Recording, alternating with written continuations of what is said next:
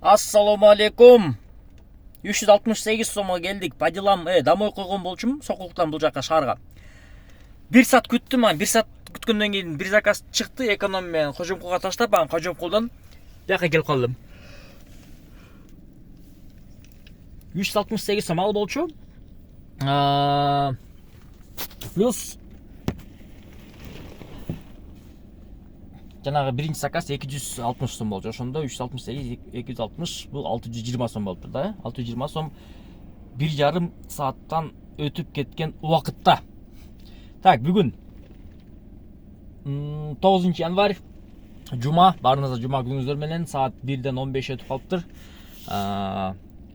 Баягыдай эле, адаттагыдай эле видеонун спонсору Эксперт парк. Кимде ким парк издеп жаткан болсо, ушул паркка кошулуп иштесеңиздер болот. Сиздерди жакшы ар кандай условиялар күтүп турат. Бул условиялар кандай десеңиздер, ар бир заказдан 2%, ар бир заказдан 4 сомдон, же болбосо биринчи заказдан 50 сом алат дагы. Ошо менен сиздерге 1 сутка процент албай иштет. Ишке мишет бербейт. Подключение болуш боюнча Яндекске кандай подключение болсо ошонун баардыгы кошот. Мисалы үчүн экономдон баштап бизнеске чейин, экспресстен баштап доставкага чейин, курьерден баштап грузового чейин. Кошулуу өлкөлөр: Россия, Казакстан, Кыргызстан, Өзбекстан, Марокко. Жана реферальный ссылка деген бар. Ошол реферальный ссылка менен сиздер атыңыздардан келген дос балаңыздар иштеп, Эксперт паркка берген комиссиядан сиздерге процент чыгарып бере турган возможность дагы бар. Бул деген кошумча киреше. Жана кимде ким контролдон, фотоконтролдон өткөндөн кийин сиздердин балансыңыздар акча салып берет. Ошол акча менен жумушуңузду баштасаңыздар болот. Кимде ким кошулам деген болсо, астына ссылкаларын калтырып кетем, номерлерин калтырып кетем. Чалып, жазып, кошулуп иштеп көрүңүздөр. Мен азыр акырындан иши жумушту улантамын. Ажара күжү дейт го. 313 сом, 16 мүнөттө келип калдык. Могу Разакова деген көчөгө. Улантабыз сен. Пока что заказ жок. Күтүп атабыз, отурабыз күтүп. 215 сом. Жанагы заказ 313 сом болгон да.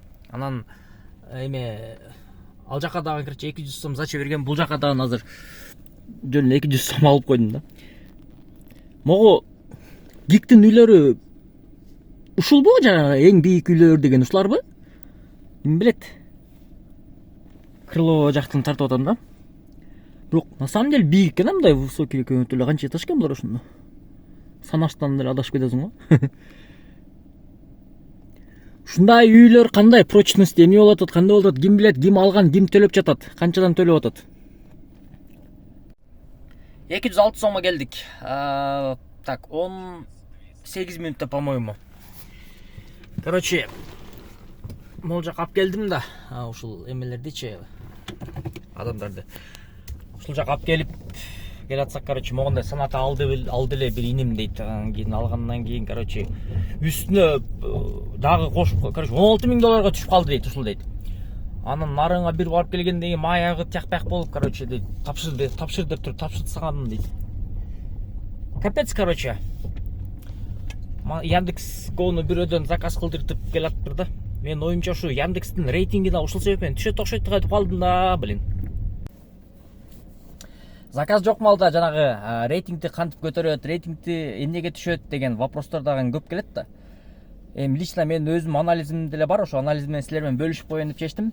Заодно чачты дагы оценка кылып койгула. Кыскартып алдым. Аз заказ жок малда.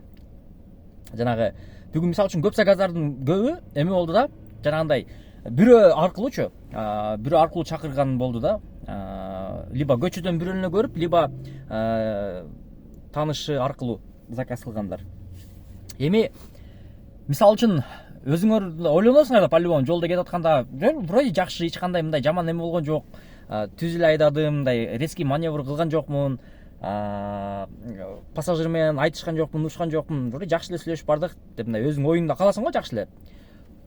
Анан бирок эртесин турсаң, там бир 10 заказ кылган болсоң, ошо 10 заказдын бирөөсү низкий оценка коюп койгон болсо, сенин рейтингиң түшүп калат да. Анан сен ойлоносуң да, блин, кече вроде как 10 эле заказ кылдым, эмнеге андай болду экен, кандай себептен деп ойлонуп каласың да. Ошого жооп мен оюмча могу заказ кылган адамдар кээ биркилер ойноп деле коюп коет окшойт го деп калдым да. там заказ бүткөндөн кийин заказ завершен, оцените поездку деп эмеге барат го, мисалы үчүн чакырган адамгачы, то есть заказ кылган адам телефонуна, ошол адам телефонуна мына карап туруп эле ойноп деле басып коет окшойт го деп калдым да. Ошондой оценкалар мындай түшүнүксүз болуп калат да. Ошол оценканы мисалы үчүн Яндекс өзү деле караштырып, факт менен да, жанагындай факттар болот го, мисалы үчүн ушундай нерсе кылды, атайын же керек экен салону, же мондай водитель сасып атат же болбосо там катуу айдады, резко тормоз берди, эми мындай факт менен болгон болсо ошондо рейтинг түшүрсө кичине мындай более менее адилеттүүлөр болот эле да. Азыр эми түшүнбөй калпайсың, эмнеге рейтинг түшүп калды, эмнеге түшпөй калды, вообще непонятный дегендей болуп калат да. А бирок ошол рейтингди кантип көтөрсө болот деген вопроско тоже менде өзүнчө бир мындай лайфхак деле бар. Мисалы үчүн бүгүн 4-5 заказдын эме акчалары 213 сом, 207 сом, 215 сомдой болду да. Ушундай жанагындай кичинекей 10 сом, 15 сомдор менен болду да. Анан ошонун баардыгы наличка болду.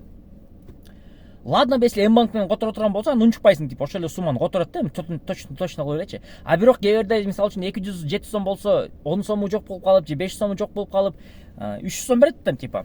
Анан ошондой маалда жөн эле коюңуз деп айтсаң, рахмат, мейли жолуң болсун, наркы берки деп жакшы айтып калат да. Ошондо рахмат, там эгерде эме кыйын болбосо ошол оценка коюп коюңузчу, там жакшы баа же мындай кылып коюңузчу, отметка кылып коюңузчу десең, көп учурда ошол 100 адамдын арасынан 96 адамы сага эме кылат да, сенин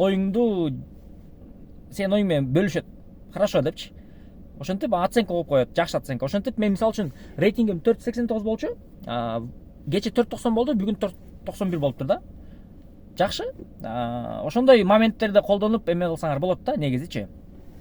А так по поводу заказов, адамдар иштеп атат өзү негизи. Жана өзүңөр деле Инстаграмдан көрүп атсаңар керек, 80 заказ, 8000, 7000, там наркы берки 14 саат, 13 саат иштегендер да, эми алар, конечно. Саат 8:30дарда акыркы заказдарын завершить этип, анан офиске барып жагындай тартып эме кылышыптыр го. Анча-мынча эмечи таксопарт ошентип уюштурат экен да. Эми буюрса понедельниктен деле жакшы жаңылыктар менен бөлүшүп, биз деле ошондой оюндарды баштайын деген бир парк менен сүйлөшүп атам азырынчачы.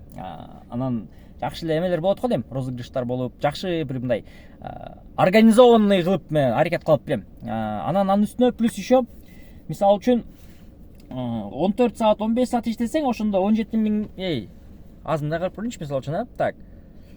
Бам. 8200 сом эсеп койлу, бөлүнгөн 14 саат. Это саатына 585тен болот экен да, получается. 8200 бөлөбүз 16 саат. 512. Жумуш болот экен негизи жакшы эле, иштесең эле да просто. Эртең менен чыгып кечке бал как положено истеген болсоң, ушундай суммаларды тапсаң болот. Ошого мен азыркы учурда меники кандай болот? Меники чыгып бензин арендадан жаап коюу эле ушундай эле болуп жүрөм да, негизичи. Кичине эле иштеп коюп дегенде. Мен полноценно иштеш керек болот уже негизичи уже. Эртең понедельниктен баштап буйруса ошондой жакшы бир настроение менен чыгып иштейбиз. А так в целом жумуш болуп атат. Кимде ким ошол мурдатан бери жазып сурап атат, по-любомучу лицензия наркы берки. Тем более мен лицензия менен эртең понедельниктен баштап эме кылып баштайм. Аракетин көрүп баштайм. Ал жак бул жактан караштырып сураштырыпчы наркы беркилерин. Ошол, короче. Азыр пока заказ жок. Саатына 4:30 болуп атат. Заказ пока жок, күтүп отурам. Мой районду таанып койгом. Мына канча болду? Сүйлөп атканыма. Ошол убакыттан бери пока заказ жок да. Күтөбүз, заказды күтүп дальше улантабыз жумушту. А так в принципе жумуш пока ушундай болуп атат негизи. Ошо рейтингди кандай түшөт, кантип көтөрүлөт деген вопростор болгон үчүн ошол вопросторго жооп берип, силерге жооп берип койдум. Кимде ким колдонуп калган болсо, колдонгула. Ийгилик барыңыз.